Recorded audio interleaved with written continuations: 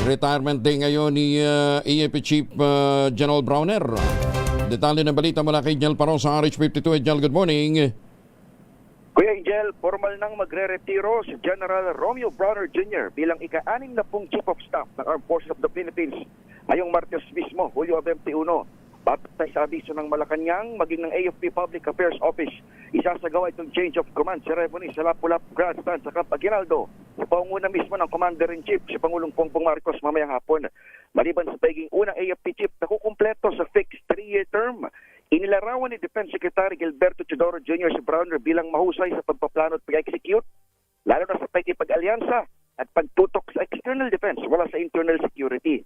Ayon sa kalihim, ito ang dapat taglayin ng bagong hepe ng militar at hindi lang siya dapat basta matapang lang. Pakinggan natin si DND Secretary.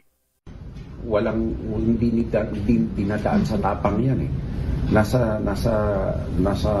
pag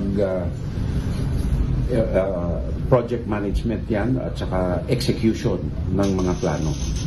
So engagement sa mga counterparts, no? Kasi alliance natin malaki.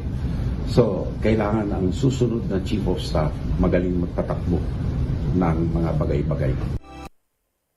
Tumanggi naman si Secretary Teodoro na banggitin kung sino ang papalit kay Browner. Pero sabi ng DND Chief, pag-uusapan nila ng Presidente Marcos ang posibilidad kung kukunin agad pabalik sa gobyerno ang magre-retirong general.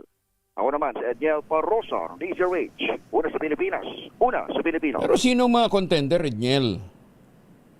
May mga maugo, Kuya Angel, gaya ng kasalukuyang Army Chief, si General Naparrete. Si Naparrete. At ilan pa sa mga high-ranking din mismo na current officials ng Camp Aguinaldo. Pero even yung shortlist, Kuya Angel, ay kung mapapansin nyo, normally, a day before ng change of command, inaanunsyo na yan ng palasyo o lumalabas ng shortlist. Pero ngayon wala pa rin, Kuya Angel. Mahirap na dahil baka ma-PNP din sila. Na nag-ready na yung papalit pagkatapos iba pala yung uupo. Sige, abangan na lang natin mamaya. Balik sa iyo, Kuya Angel.